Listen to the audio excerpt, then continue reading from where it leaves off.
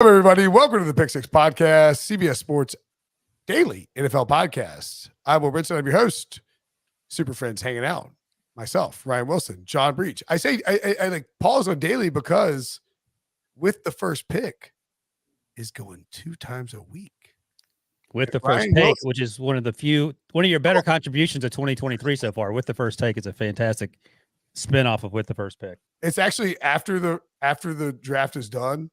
You're going to do a new podcast called With the First Take. And it's going to be you and Pete Briscoe debating which draft class was the best. It's boom, roasted. It's been sold to me as With the First Pick after hours. So I will say the Cinemax version of With the First Pick. I will say I watched you and Rick Spielman the other day on With the First Pick, and you were obnoxiously on point, just very precise, doing your reads, going through everything, setting Rick up perfectly. And I was like, what does this guy think? What does he think he's like Chris Corciani? Oh, hey. That's just rude. By the way, it's a compliment. I love Corch. Corch is my boy. Hey, Breech, what's up, buddy? I just wanted to say, apparently I didn't get the memo that we were supposed to wear glasses today. If you were listening to the audio version, you got to go on YouTube because Brinson, who I didn't even know owned glasses or needed glasses, is wearing glasses. Did you buy those? Well, to be clear, I don't need glasses. And also, the other fun part is that Brinson didn't get the memo on what jacket to wear because Wilson and I are wearing the same coat. So we got 2 guys in glasses, 2 guys in the same coat, and Wilson showing off his hat that no one else. I'm going to tell you something. This podcast is going to be tight. It's going to be concise. It's going to be precise. And it's too hot in my house to be wearing a coat right now. It's 80 degrees in Raleigh right now. It's February, man. What are we even doing? We're going to play a game of Tag Your It. Hold on quickly. Breech, what do you think the temperature is in my house in central New York right now? Well, I heard that like half the country is going through a cold wave. So is it 40? You want to guess, Brinson? Over or under 40? In Syracuse right now? Outdoors, yeah. And don't use those Google glasses to look it up real quick. Those big fat lenses. Do you think these make me Google things faster? Well, no, but we can see the reflection from your lenses, so we know. You can see if I start typing. I mean, you just said it's cold, so I'll say 55, 27. What? It is. Dude, I'm not kidding. It is 80 degrees here right now. No, we believe you. I forgot Billy moved to Charlotte. It's literally almost 3 times hotter in Raleigh than it is where Wilson is, and 3 times dumber. But whatever. Roasted. Thank you, Michael. If it makes you guys feel any better, the high in Nashville today. February is 80 degrees. What are we doing? I'm not doing anything. I sure know what we're doing. We're going to tighten this podcast up and make sure we're out by 1:30 so we can. All right, let's do it. Go jogging. All right, good luck with the jogging. What's first? Bye. All right, so we're going to play Tag Your It. Don't get in the comments complaining about Lamar. It's all the tag. This is basically a tag primer, a franchise tag primer, but we're trying to make it fun. So we're gonna pretend that we're gonna pretend like Wilson will be be like Eric DeCosta of the Ravens, and I'll be a Jared Jones, et cetera, et cetera. We're trying to make it fun, so we're just not going through the rigmarole of the tag preview. We'll start in Baltimore. Ooh. And by the way, Eric DeCosta, I heard you have a new podcast. So, Ryan Wilson, you are Eric DeCosta. Lamar Jackson, do you tag him? Yes or no? All right, first off, Billy wants us to go by conference, so we'll start in the American Football Conference. We change that? No, we're just the best team. All right. I didn't get the memo, Breech. All right, either way. I should have early. Don't worry about it. I'm Eric DeCosta. Yeah. Things are changing, Breech. 1:30. He put his glasses on. He can read clocks now. Here we go. All right, Eric DeCosta. I'm like Jameis Winston. You are the embodiment. You're the living embodiment of Jameis Winston's podcast. I would actually pretend I was blind before. Oh my God. Hopefully you don't tear your ACL running today. You are Eric DeCosta. Yeah, I'm tagging Lamar Jackson. Number 1, he's 26 years old. Number 2, the tag is for quarterbacks $32.4 million Breech, which is going to be well below what he earns on an annual salary when he gets his new deal. But now, Mr. DeCosta, there is a secondary question here. No, I'm not trading him. Exclusive tag. Exclusive or not exclusive? Oh, right. So, right. The conversation is, do you want a non-exclusive him and let someone else do the negotiating for you and potentially lose out? Or do you want to pay him? And I would just pay him right now. I don't know what he's asking for. The Spot Track has sort of a market value baseline, and it's at 40.7 million. He's going to get north of that, I feel like. And some of the comps are Kyler, who got 45 million. I mean, not getting less than Kyler. Josh Allen's at 43 because this deal's a little earlier. Deshaun's at 46, which is insane no matter when that was signed. You start looking at these deals, you're kind of like, wow, Lamar's like, he's going to be closer to 50 than the 40, the 40.7 that Spot Track sort of baselines. But either way, you start with the franchise tag, 32.4 million, and you go from there. I don't think you allow other teams to negotiate because if someone does something crazy, it only takes one Cleveland Browns to come with like 53 or something a year, and then you're like, oh boy, here we go. So I think you make sure Lamar's healthy. You got Todd Monken in there now. He seems excited about Lamar. He said the other day, you're watching the same games I am, and there's no way I'm not tagging Lamar Jackson, probably exclusively Breech. Yeah. So Breech, I think, and Wilson answered this from a DaCosta standpoint. I think, like, I want you to answer it from a Bengals guy standpoint, like Bengals fan standpoint. What do you want? Like, because I was shocked. I texted a Commanders fan and a Panthers fan. They were like, give 2 picks right now for Lamar. Like, as a Bengals fan, do you want Lamar in the division or out of the division? Who wants him in the division? Well, I would say two things. I'm actually fine either way this goes, because if it ends up that the Ravens are giving Lamar Jackson $50 million a year for the next 5 years, that's a salary cap crunch. That puts you in a situation. The Bengals are going to be in a similar situation. So, and then if you tag him, if you hit him with the exclusive tag and you're paying him $45 million for 1 year. So, like, if you give him $50 million a year over 5 years, you can spread the cap hits out. You can kind of finagle some things to make that work. But if you tag him exclusively, and it is $45 million for 1 year, 32.4 for the non-exclusive. But I'm saying if you use the exclusive, you're looking at $45 million. Oh, gotcha. That is a huge number to try and fit under just 1 year of the salary cap with no way to fix that. And I don't think Lamar Jackson's going to help you. So in that sense, if that's the situation that ends up being the case, then maybe the Ravens are cash strapped. But so let me ask you guys this. I was gonna say, that's a good argument from the Bengals perspective, because you have until July 15th-ish to negotiate a new deal. Lamar ain't doing a new deal if you exclusive. Well, that's the thing. If you franchise him, that's with the understanding that a new deal has to get done. So you're not paying 45 in one lump sum. It's with the understanding that you got to sign him because he may not want to play on the deal anyway. So and to that point, Wilson, that pretty much all often on the first one. The speculation and reports have said that Lamar Jackson has asked for a fully guaranteed deal. He has not backed off that a single time. He has not lowered that by a single dollar, that he deserves more money than Deshaun Watson. And that has really been the wrench thrown in these negotiations, is because Jackson's not backing down. The ESPN reported today, or actually a few months ago, but reaffirmed it today, that the Ravens offered 133 guaranteed, which was higher than Russell Wilson's guaranteed at signing, higher than Kyler's guaranteed at signing, but they're not going to get anywhere near. They're $100 million apart in guaranteed money. So I don't see how this doesn't end with the franchise tag.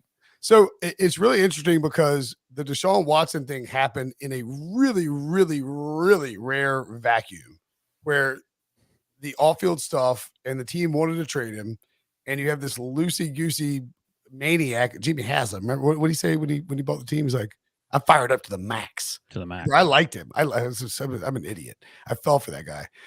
But he's like, I'm fired up to the max. He trades and gives Deshaun Watson this contract. And then the next guy up is Lamar Jackson, who's a rating or like a former MVP with no agent. So there's nobody to finesse the deal and make it work, where he's like, all right, we'll take this, the most guaranteed money over new money. He's like, I just want more than what Deshaun got. And it's hard to blame him.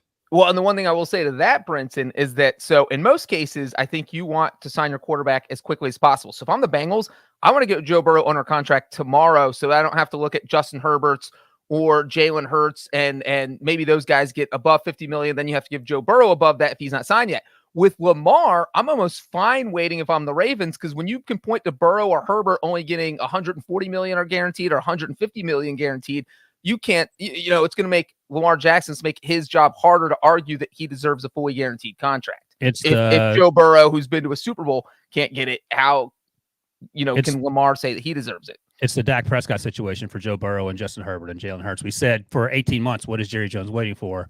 And then he had to overpay Dak. And hey, turns out Dak is Not a top 5 jump in there quarterback. and be like, I'd love to give you 50 million, and it's not a real 50 million. Jump in there and do it if you're the Bengals and the Chargers. All right, moving on. Stu claims I have a 1:45 tea time. It's 2:30. Thank you, sounds Stu. about accurate. I, Will Brinson, am Joe Shane. I have quite the conundrum here. Joe Shane has really let himself go. There are.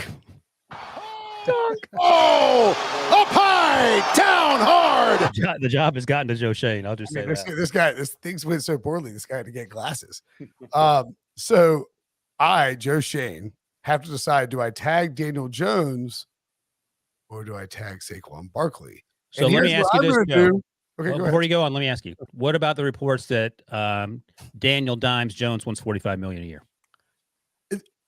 Okay, I thought I thought it was insane. Exactly. No. I read that. Like Mike Florio reported it was like $45 million. Have you lost your mind, bro? But then you actually look at the quarterback contracts. You're like, like okay. Is Daniel Jones worse? Let me jump in real quick. Let me jump in real quick. By the way, you're my assistant GM. Go away. Our guy Doug Clausen actually wrote a compelling piece this week on why you should pay Daniel Jones $45 million per year. If you give him that money now, Jalen Hurts, that would be top 5 as of today. But insane.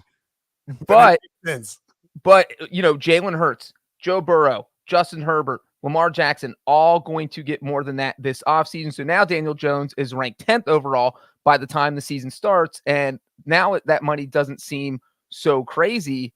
It's just like the Dak thing. You pay him sooner so that the contract doesn't look so dumb 5 years or 2 years from now. Do you remember earlier this season we're like, well, Daniel Jones is playing really good football. He's going to get $30 million a year. We're like, that makes total sense. If you go and look at who makes $30 million a year, that's Andy Dalton money. It's Carson Wentz money. That dude ain't taking less than Carson Wentz. He ain't taking less than Jared Goff. He ain't taking less than Kirk Cousins. He can't take less than Dak Prescott in his own division. It's the principality of it. Principality. All right, so what are you doing, Joe? What I'm doing is offering Daniel Jones a $44.9 million per year contract. Hear me out. But it's Derek Carr / Jimmy Garoppolo money because Patrick Mahomes makes $45 million a year. I can't give you more than Mahomes, bro. Come on. And if you don't take that deal, I'm going to tag you. And then I'm going to reach in my pocket and pull out the transition tag and drop that little puppy on Saquon Barkley because I got 2 tags. Okay. No one ever uses 2 tags, but you can. Transition tag. Yeah. And then you got both guys that are like. You can transition to not having a job after you do that. Joe Shane. Hey. No, you, Joe Brinson, the GM. First of all, that's my grandfather's name. Was he the GM of the Giants? Because I would imagine he wouldn't do both tags. No. Look, if you franchise tag Daniel Jones and transition tag Saquon Barkley, you make ownership happy. You keep those 2 core first-round players intact, and then you just got to figure it out. If Daniel Jones doesn't want to sign a deal, look, you bring in the Maras and the Tishes, or the Maras and the Tishes, however you pronounce it, and you say, listen, Daniel, we took you 6 overall. You're going to have to just sign this $40 million a year contract, pal. And he'll sign it. It's done. He fired his agent. He didn't fire an agent to get less money. He went from CAA. He fired CAA. Who fires CAA? That's insane. Daniel Jones. Well, exactly. Hey, Breech, under any circumstance, would you let Saquon walk and then get the 3rd round comp pick? I think that it's harder to replace a quarterback than a running back. So I think if you're Brian Dable, you think that, hey, look, we got a good thing going with Daniel Jones. I would franchise tag Daniel Jones. So I think that's to me, it's either you work a deal out with Daniel Jones and then you tag Saquon, or you don't get the deal done with Daniel and you franchise tag him, and then you try to figure out what you want to do. You could transition tag if you want to, but more than likely you let Saquon go see what the market bears, and it's not going to be. Well, much. The only good thing about Saquon getting the tag is that it's $10 million, and the only person making a ton of money is McCaffrey. Everyone else. I'm not franchise tagging Saquon, but I'm saying that's that's actually sort of you got to pay him more probably if you try to do more than that. Yeah. Okay. So next up, So you would franchise tag Jones. Daniel Jones is not getting off of the roster. He is going to stay as a New York Giant. They took him 6th overall, and he finally played well. Carson Wentz went 2nd or whatever. But he finally played really well when they had a decent coaching staff and not Jason Garrett and Joe Judge. Yeah, but what does that have to do with the salary? Well, I mean, you have a potential franchise quarterback you drafted 6th overall. You can't let him leave. Especially after you just had the best year of his career with a competent coaching staff. Now, is it unfortunate that you were dumb enough to not pick up the 5th-year option? Yes, but I mean, we would have crucified them had they done that. And had they like promoted Jason Garrett to head coach. Right, exactly. Anywho, John Breech, you are noted backwards hat wearing Bengals owner Mike Brown. You've franchise tagged Jesse Bates once. He is arguably one of the cornerstones of your defense, but you're too cheap to pay him. Are you going to franchise tag him a second time? Too cheap, Brinson. I just gave him $12.9 million. He was one of the 8 highest paid safeties, even if he was playing on the franchise tag in 2022. I will open my pocketbooks when it's necessary. Pocketbooks. Here's the thing, though. This offseason is all about getting Joe Burrow an extension, and paying a safety $15.49 million does not help me do that. If I can get a long-term deal done with Jesse Bates, I would be more than happy to keep him. But we are not going to use the franchise tag on him for a second straight year. The number is 15.5 because last year was 12.9. He gets a 20% raise because it's the second time he's tagged. And that's just too rich for my blood. That would make him the 5th highest paid safety in the NFL. We drafted Dax Hill. We will trust Dax Hill to take over for Jesse Bates if we cannot agree to a long-term deal with Mr. Bates. I feel like Mike Brown's the type of dude to be like, well, we're just going to let him skedaddle. Like he's like, if he won't seem like a word he would use. What are you going to pay him annually, Breech? What's your offer? Because Breech should just be like F your couch, get out of here, Bates. He ain't taking. I mean, he's not going to take a $5 million a year pay cut. What are you going to pay him? I don't know. Maybe something similar to what he made last year. Maybe 12. I don't know. If you don't with a huge signing bonus, but the Bengals don't really do that. I mean, it's Eddie Jackson makes 14. I'm probably not keeping him. That's okay. Because Eddie Jackson makes $14.6 million. He ain't taking less than Eddie Jackson money. He go. Okay. The safety free agent market is always interesting too, because like you don't know if it's going to be. Sometimes it's robust, and then sometimes it's very bust. Well, the thing is, you had Derwin James blow it up. Robust. James's deal is $19 million. If Jesse Bates is trying to make top 4 money, because you have Harrison Smith, Jamal Adams, Mika Fitzpatrick, and Derwin James, the only 4 guys making above $16 million a year. And if Jesse Bates is trying to get those, there's no way the Bengals are keeping him. Well, I think you have to take Jamal Adams out of the mix because he's just an outlier, and Harrison Smith might retire, so that doesn't count. So I think then next is Justin Simmons, and that feels like the neighborhood. But I don't think you can tell me. I don't think Jesse Bates had the season that Justin Simmons did. Yeah, and I don't think you're going to give Jesse Bates $15 million, and that's what you'd have to give him if you tag him. And you're certainly not going to sign him to a long-term deal where he's making $15 million a year. So I just don't. Don't feel Jesse Bates also said like that. Didn't he say that? Was it last year? He said that the contract thing was bothering him, and then he like had an incredible postseason run, and then he got tagged. I mean, like clearly this is a guy who's like, look, just give me my money. Like, give me my average annual value of the safety money, and the Bengals are too frugal to do it. Well, here's the thing. Frugal, they just feel like they have the pieces in place that they can survive without him. And here's the other thing, Breech. If you let him walk, do you think he's getting 15 plus on the open market? Because I don't know where that's coming from. Yeah, I don't think he does. And, again, like you said with the Browns and Deshaun Watson, it only takes one desperate team that says, oh, we really need a safety to totally revamp our defense. But I do not think he would get $15 million per year on the open market. I mean, who's giving it to him? And he didn't have he was good, but he wasn't lights out great. I mean, like 5. Well, Simmons again. We'll throw out Adams and Smith. Yeah, that's it. It would be tough. It'll be tough to find $15 million on the open market. Okay. Billy Trice. Ooh. Come flying in. You are. Oh, he got his little stupid glasses. Got my on, too. glasses. Everybody else had Oh, glasses. God. I didn't want to be I'm left embarrassed. out. Are those like nice light glasses? I gotta get some nice ones. No, there's no lenses in those glasses. He's like Brandon Baylor on CBS Sports HQ, just wearing Actually, rims. you do look exactly like Howie Roseman. And in fact, you are Howie Roseman for this exercise. You and I were talking about it. I was like, because I was reading Jeff Kerr's article. Who did he say they were going to tag? It was James Bradbury. But as you point out, there's like several candidates to tag with Philadelphia. But at the same time, like I don't feel like they're a very like taggy organization. Like I don't know, like they don't strike me as a team that would pay $18 million for 1 year with James Bradbury.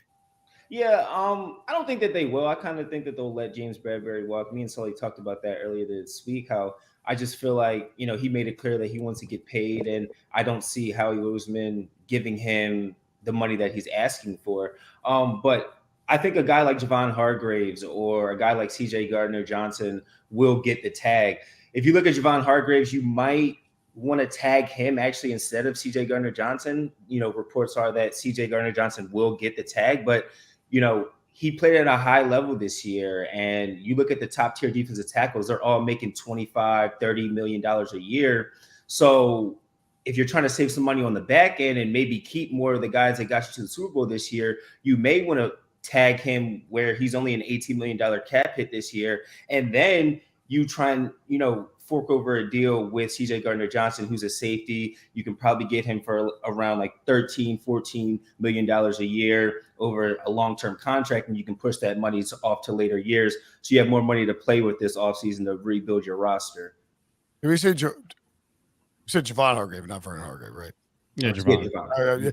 Former Steelers great. Yeah, that's what I was saying. Like, because Wilson knows very well that Javon Hargrave is like a stud, and So like, good. So on good. the interior, an animal. But and I don't disagree with you. Like that, if you were just in a vacuum, you might go Hargrave over Chauncey Gardner-Johnson. But that defense, when Chauncey Gardner-Johnson got hurt, took a nosedive on the backside. Disrespectful to Reed Blankenship, but go ahead.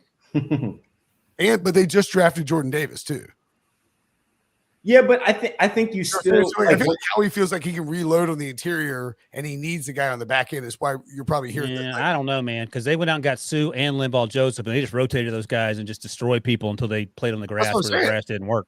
You can go get guys in the interior.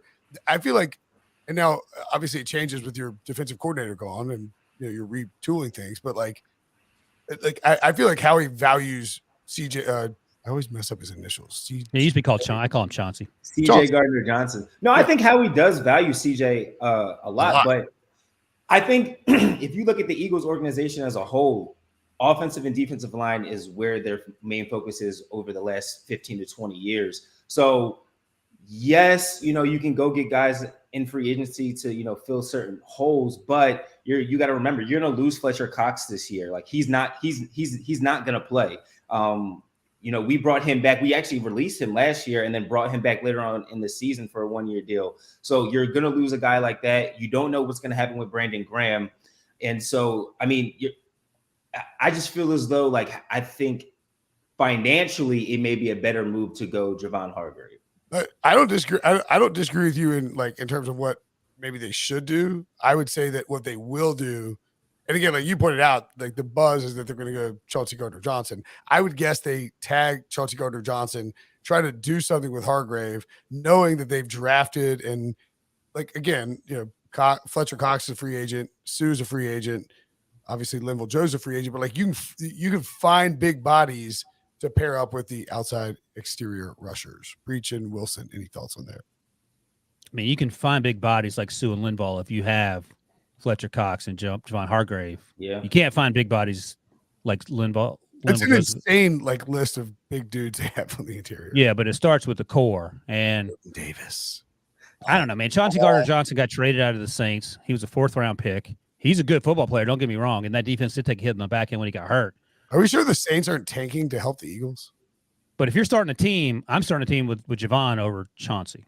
But I think they're going to keep both, though, Ryan. That's even better. I think they will keep both. But that was my main point, is that you tag Hargraves and then you sign CJ Gardner-Johnson to a deal. I like that. Either way, even if he's getting the top tier money, what did Breech just talk about for Bates and the top tier guys? Top tier safeties making money. 15 million. The top, like your top tier defensive lineman, if you're gonna re-sign him, you're at least gonna have to touch 25. He was top 3 in sacks and pressures this year for a defensive tackle. So you're gonna have to fork out more money if you want to sign him. Now, again, no disagreement. I think it is interesting. They're like, if this is where GMs make their money too. They're talking to these agents, and like Howie Roseman knows explicitly who he's more likely to sign. Hargrave or Chauncey Gardner-Johnson. And so like if he thinks he can sign Hargrave, but he knows he can't sign CJJ or Chauncey, I don't know why he tried to do the initials. If he knows he can't sign Chauncey, but he thinks he can sign Hargrave, he's probably going to tag Chauncey and like just try to make it work with it. You know what I'm saying? Like, so yeah, I do agree with that. Eagles are an interesting. I agree with that. They have a lot of dudes who are free agents. Very interesting situation for actually. I'm out now. You're Philadelphia Eagles. All right. We're going to take a break. And when we come up after the break, we will talk about. Did I say we're going to talk about? Oh, I know. Jerry. I will be Jerry Jones. I will do a poor Jerry Jones imitation after the break. Next.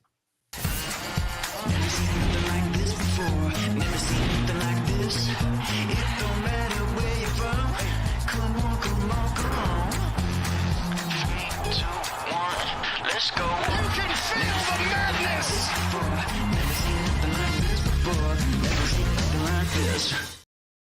If you're watching on YouTube, a disappointing lack of NC State and Miami of Ohio, despite the fact that I represent us, Breech and Wally Zerbiak, and our pal Eric K represent the second most.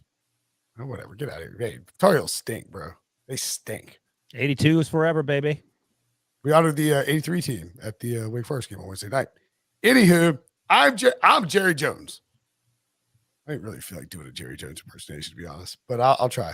So listen, here's the deal. I got to deal with Tony Pollard, Dalton Schultz. Tagged tight end last year, whatever.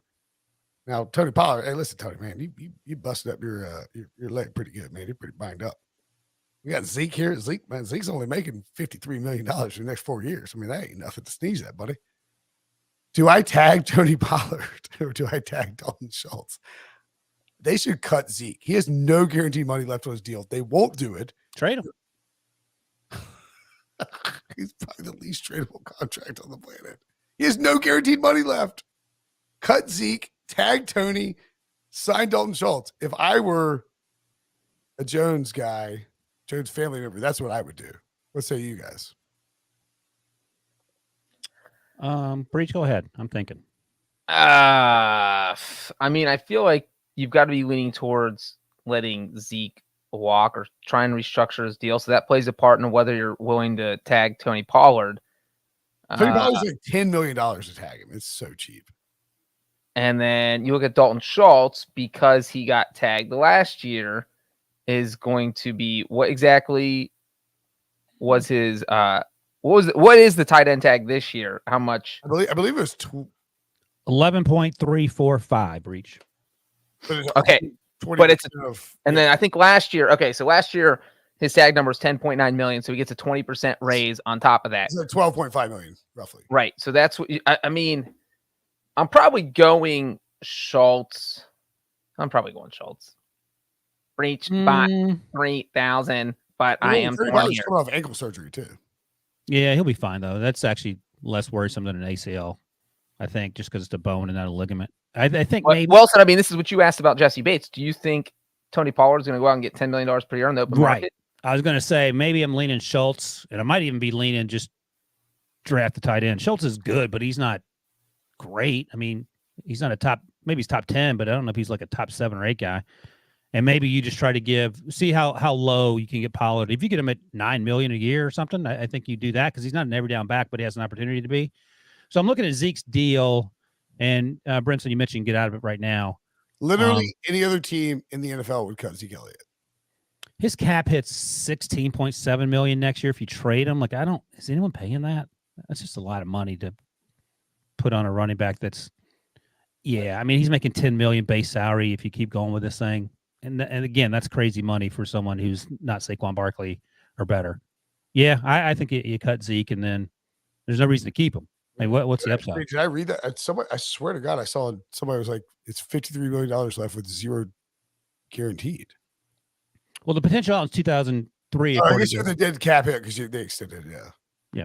So you got to deal with the cap hit. Yeah. They'll keep him for one more year, then get rid of him. Yeah. Post the dead cap or hit. You get him to restructure. Well, Breech, the post June 1st dead cap hit in 2023 is 5.8 million. And then 6 million next year when they split it up. So there's still a cap hit, but it's quote unquote minimal if you want to switch things up now. If you trade them, the dead cap hit right now is 11.88 million. So you can't trade them. It would be very Cowboys of them to redo Zeke's deal to make him Zeke hang around for like the next 3 or 4 years and then use that money to pay Tony Pollard a franchise tag. But you can trade them post 6-1, and the numbers are the same as the ones I mentioned for the nobody's trading. Well, if you trade or cut him, you mentioned the $11.8 million dead cap before June 1st. But his cap number is 16.7. So you're gaining money, even though you now have lost a player and you still need to fill your running back hole. Maybe, but you are picking up money on the salary cap overall. Yeah. No, I mean, you would save almost $5 million by getting rid of Zeke. Right. And you could use that $5 million to pay Tony Pollard. I mean, to me, it's a no-brainer.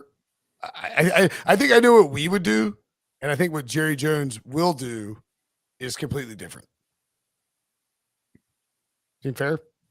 But also, if you tag Pollard, then you say, all right, let's just make sure he's back to 100%. You have that year. And if he is, you give him a long-term contract next season. You could also lowball Tony Pollard while he's hurt. I mean, that's probably what they'll do too. It's a horrible thing to do, but I mean, classic Jerry. Hey, listen, Tony. Now look. I know you know Zeke, but here's the deal. Exactly. All right, Wilson. I think the Cowboys will. The Cowboys have not screwed up the franchise tag each of the last 5 years. Right? Well, they're nothing if not consistent then. Exactly. They will do something stupid with it. Ryan Wilson, you are Brett Veach / Andy Reid. You've tagged Orlando Brown, who, by the way, has some very explicit T-shirts that he likes to tweet out. You gonna tag him again after winning the Super Bowl? You double down, or you try and go in the draft? What do? Do you tag him? Yes or no? Well, if you wait till the draft to the end of the first round, you're sort of rolling the dice unless you plan on trading up, and there's no reason to do that. I mean, they absolutely crushed the draft last year, so they're pretty good at staying put. And here's the other thing: if you think back to the Chiefs Buccaneers Super Bowl breach, what is your lasting memory of that night for Patrick Mahomes? Getting destroyed because the offensive line was so bad. Right. And that's what I'm saying. If I'm Orlando Brown's agent, I would just go in there and play that game and not say anything. And at the end of it, click off the old projector and say, okay. Sure, they gave him a first round pick for him because he wouldn't play right tackle for the Ravens. So they brought him over to play left tackle there. Right. And so I flip off the projector and say, okay, we are starting negotiations at $500 million a year. I'm franchise tagging Orlando Brown. The spot track sort of baseline number is 22.4 million, but as you mentioned, he's been tagged. He was the franchise tag in general for the offensive lineman is 18.2. His number would be just over 20 million. Yeah, and that feels like a bargain. You look at some of the comparables. Cam Robinson makes 18 million a year. Bakhtiari makes 23, which feels a little closer. Larry Tunsil 22. So you're looking at north of probably 23 where Bakhtiari is, and I think you pay him that because the offensive line was really good in the Super Bowl. The turf probably had something to do with it. I'm sure Eagles fans will tell you that. And I don't think that's an excuse. I think it's the truth. But in general, I thought the offensive line was, millions of light years ahead of what that group was against the Buccaneers in the Super Bowl. So yeah, he starts with the what? They didn't give him a sack. Yeah, I mean the turf. I will. The turf sucked. But my point is that if you want Patrick Mahomes to be upright, it starts up front, and you got to pay those dudes. And I think Orlando Brown is right. Maybe some of the money off the T-shirts will offset what he's asking for, but I would franchise him and go from there. Well, and Orlando Brown too. Like as we point out, Eagles fan Billy noting that the turf did suck. Like Orlando Brown did the tag last year after refusing to play right tackle for the Ravens because he wanted to get left tackle money. Even if you tag him, he's still going to be 27 after his second tag when he hits free agency breach, which I mean, 27-year-old like like multiple Pro Bowl, Super Bowl winning left tackle for one of the best offenses in football. He's getting paid in free agency. Yeah, and that's the one point we brought up the whole time is what could this guy get on the open market? Orlando Brown would easily get more than $20 million per year on the open market. So I think that tag him is a no-brainer for the Chiefs. And then you got to think, all right, can we get this guy under contract long-term? Or do we just say, you know what, we'll tag him this year and figure it out after that? And the that other thing kind of too, feels like what they're going to do. yeah, I mean, and they gave up picks for him too, like high picks. So you can't just like, well, it was a nice rental. Let's let it walk. But and real quick, the tag is $20 million, like we just said for Orlando Brown. I think Trent Williams is the highest paid left tackle at $23 million. So it's not like you could just reward him and say, look, we'll give you 23.5 because it's only $3.5 million over what you're going to give him. Plus, he's going to feel good about it because he's now the highest paid left tackle. So there's not like the safety position where you'd have to give Jesse Bates $7 million more than he made last year to make him the highest paid. This is not a huge number, not a huge gap between Orlando Brown's tag number and being the highest paid tackle. You're paying a really good left tackle to be a really good left tackle. Right. It's not crazy. All right, Breech, you are. Ooh. Is it Ziegler or Ziegler? I always mess it up. Ziegler, right? Breech is good with pronunciations. What is it, Breech? Ziegler? Yeah, oh, you found it. He Ziegler. I hadn't hit that in forever. I am Dave. You're Yeah. Dave. I introduced myself as Dave Z. What do you got, Dave Z? I am already mad about this. If so, you're the Raiders GM / Josh McDaniels, whoever brain trust you want to be. Josh Jacobs just had an incredible season, and he actually told CBS Sports, aka me, that he wasn't even mad that they didn't pick up his 5th-year option. You know what he's mad about? That they played him in the Hall of Fame game. He's like, it was so disrespectful. So you have a disrespected Josh Jacobs who ran angry all year long. Do you dare tag him now and bring him back for another year on the tag? This is a no-brainer. If I am Dave Z, I am calling Josh Jacobs right now. I'm saying, hey, buddy, we're hitting you with the franchise tag. Hopefully we can work out a long-term deal. If not, you're just going to make just over $10 million for the 2023 season. Because here's how I see my situation is that, we just got rid of our quarterback. Derek Carr is gone. I just went and did an interview this past week where I said, hey, guess what? We might not even bring in a franchise QB. We might just have a placeholder in 2023. And if that's the case, guess who you're running your offense through? Josh Jacobs, who led the NFL in rushing, who led the NFL in scrimmage yards, and was like half this team's offense. So I don't think you can afford to go in with possibly not a good quarterback and then also start over at running back. So I think you absolutely have to keep Josh Jacobs. So I'm tagging him. I didn't like Josh Jacobs, like just generally. I mean, I wasn't a huge Josh Jacobs guy. Interviewing him at the Super Bowl, I am a Josh Jacobs guy through and through forever. He is hilarious. Oh, he's a great story. He had to live in a car for a while. Yeah, Like he well, yeah, no, I grew mean, up dirt poor, and he made the most of every opportunity he was given, and he's a great dude. He wasn't even highly recruited, only because he played at a small school, and I think it may have been Feldman that wrote about it for The Athletic, but it's a great story about how he came to be found. And to your point, he's by all accounts an absolutely great human being. So good for him. I deeply regret not being a Josh Jacobs guy from Jump Street. He is an outstanding human, and also, I was like, who's the worst bleep talker in the NFL? Who do you think he said? He said, who'd he say? It's like we watched it. Not Leonard Fournette. Someone else. Yeah, was it Leonard Fournette? No, that's what worst bleep talker. That's what Micah Parsons said. He said Leonard Fournette. I mean, who is it? Imagine the one name Josh Jacobs could say that would make my heart sing. Phillip Rivers. The worst. I don't know. Who is it? Derek Carr. He dropped his own quarterback. Derek Carr isn't a gum flapper. He's like, he doesn't cuss. Exactly. I hope they don't franchise tag him. I hope he gets paid. Well, and the other thing with Jacobs was the Daniel Jones situation where the Raiders could have picked up his 5th-year option, which would have only been like $8.8 million, something in that neighborhood. And so now you're looking at, obviously, if you franchise tag him, it's more than $2 million higher than that number. But I don't see how you can let him walk. So that's really what that comes down to. So you just, I don't know, man. Like I don't know. It feels like they're trying to like just completely offload all the Mayock, Gruden draft picks and players. You're going to let the NFL's leading rusher walk? I mean, you want to pay a running back $10 million? Yeah. I do if I'm only paying my quarterback $15 million. Okay. All right. You got a weird way of showing you like Josh Jacobs. Yeah, for real, man. I know. I didn't expect. I love Josh Jacobs, but I don't want to pay him $10 million. That's a Get quote out. from Will Brinson.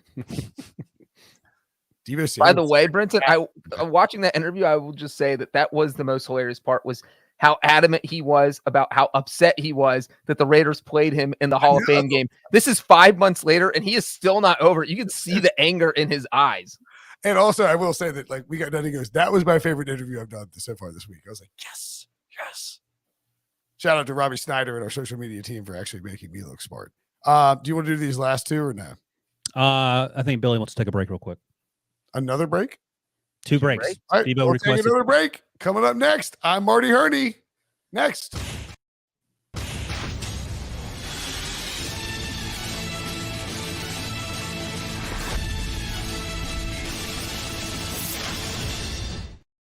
One of the downsides of the blue light glasses, you actually can't read anything on your computer. It blocks all. That's sad. Yes. It's very sad. Right. So I was debating. I was like, should I? You know what? I'm Marty Herney.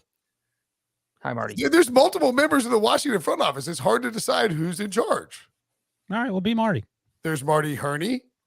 There's Martin Mayhew, Ron Rivera. It should be Daniel Snyder. Yeah, I was going to say that feels like more That's your rude. lane. That is rude. I'm Marty Herney. Deron Payne is up for the tag. This is a no-brainer. Tagging Deron Payne all day long. Yes or no? I'm fine with that. Okay. Like I think it's the easiest tag of the entire offseason. This is a guy who's a former first-round pick who has been dominant on the interior, doesn't get huge money, plays for a guy, Ron Rivera, who loves not the hog mile. He's not a Dave Gettleman type, but like he wants those big body defensive linemen. This is a no-brainer to me. Yeah, you're not gonna get any pushback from me. All right, great. Wilson, you are Trent Baalke. How do you feel about that? Pretty good after last year. I mean, a year ago I wouldn't have felt so hot about it, but things are working out. This one kind of threw me for a loop, and I was like, "This, Why? Well, you're just thinking about like guys you might tag. I mean, if you'd said a year ago that you're tagging Evan Ingram on the Jaguars, I don't think many people would have expected that. You can laugh at it. Yeah, no, People that's would have right. assumed you know nothing about football. And now look who's smart, Breech. And Also, I mean, like, look, I love Trayvon Walker, maybe a bunch of money, but Aiden Hutchinson was pretty good. I was wrong. Well, you're right about him going first. I mean, That's all that matters. Are you tagging Evan Ingram? so here's the thing. Evan Ingram made $9 million last year. The tag for tight ends is 11.3. And some of the comps, Gerald Everett made $12 million last year. What are we doing? Logan Thomas. Oh, no, I'm sorry. He made $8 million. I was getting confused. I read the wrong column there. Logan Thomas got $8 million. Austin Hooper got 6, and Zach Ertz got 10. So you're paying a little more than Zach Ertz, who's past his prime. I think we'd all agree. And Evan Ingram was incredibly important to T-Law's development, I felt like. I mean, we know what the guys did on the outside with Zay Jones and Christian Kirk, and they're getting Calvin Ridley this year.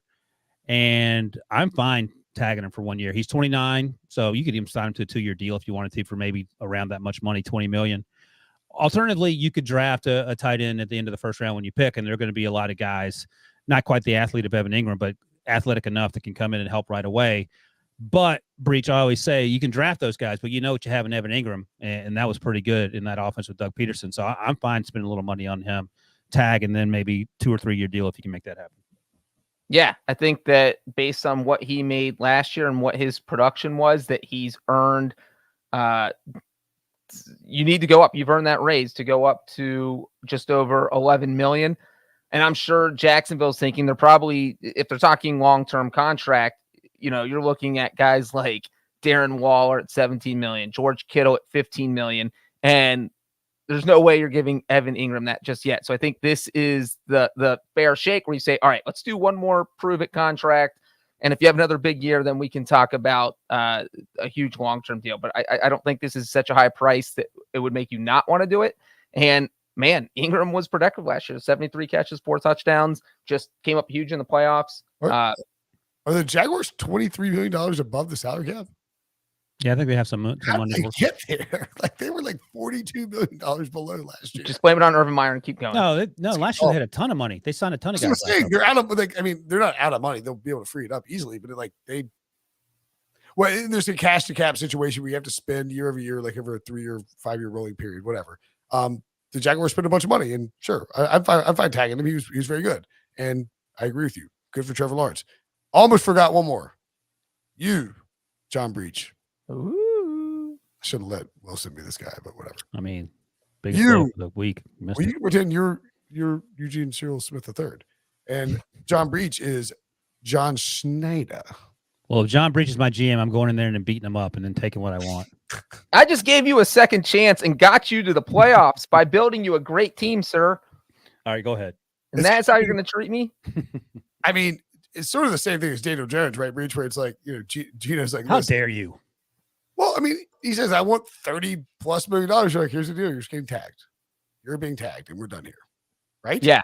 I mean, that seems pretty simple. You say, Geno, 32.4 million is where you at. Let's see if we can do that again. If you have another big year, we'll give you a contract. But if you're Geno Smith walking in there after one good year saying you deserve 40 or Daniel Jones 45 million, the crazy numbers, I'm saying, nope, here's your franchise tag and talk to me next year. Call my people, have them call your people. We'll talk next March. Who's going to put up better numbers next year, Geno or Daniel Jones? Daniel Jones. I think Daniel Jones. You guys are so disrespectful. I loved Eugene Cyril Smith. It doesn't mean Geno's going to be bad. Just maybe we think Daniel Jones is going to be awesome. I mean, the other thing, I think it's kind of underrated that if you're a quarterback, like it ain't that bad to play 1 year under the franchise tag. No, but just like anything, if you it's think you're being insulting personally, of course. But yeah, just like Josh Jacobs said in terms of, I mean, you're playing football, but it's the week 4 game of a preseason game that no one gives a crap about unless you're about to get cut. I mean, Geno, I'm sure he would love to get $32 million a year in a vacuum, but when you see other nerds out there getting paid more than you who aren't as good as you, that's when you get angry. Yeah, but to that point, though, I would also tag Daniel Jones, which, Brinson was the Giants general manager, but I just think that both these guys had one great year. You don't want to overpay them 40, 45 million on a long-term deal. Make them play one more good year at 32 million. And then if they play well, then you give them the long-term deal. But I also think, again, I think it's underrated that if you play 1 year on the franchise tag, obviously there's risks that come into play. But I mean, how many dudes get hurt to the point where they can't ever play football ever again? It's very, very rare. You can get hurt to the point where you're not as good as you were. But I'm saying, like, whatever Geno or Daniel Jones plays on for 1 year and a fully guaranteed contract is probably better than whatever their 3-year deal they would sign, because it's a 5-year deal, but really a 3-year deal and like a bunch of incentives and stuff. Like, it's fully guaranteed, man, and it's a ton of money. Like, it ain't nothing to sneeze at. And you're 1 year away from getting to free agency. Now with Geno, it's a little different because he's obviously older. He's 32. He's not that old. At 32 sounds incredible. He's not over quarterback. Right. No, and if you get hit with the tag, you're also guaranteed the 20% raise if they want to tag you again. So at a minimum, you're making almost 39 million in 2024. No, I get how the math works. I'm just saying personally, people they take offense at not feeling like they're underpaid or not appreciated. That's all I'm saying. Absolutely. And I don't blame them. I'm just saying, like, I think it's maybe like mindset should shift where you're like, don't really mind it. All right. So Wilson, you would not tag him. Is that what you're saying? No, I'd give him $65 million a year. Are you crazy? He's so good. Pete Carroll, tag him and try to work it out. All right. That's our Tag You're It show. Tag. You're it. Thanks for watching. Thanks for listening. For Breech, for Wilson, I'm Brinson. We'll get Breech some glasses next time. What is he doing? Look at this guy.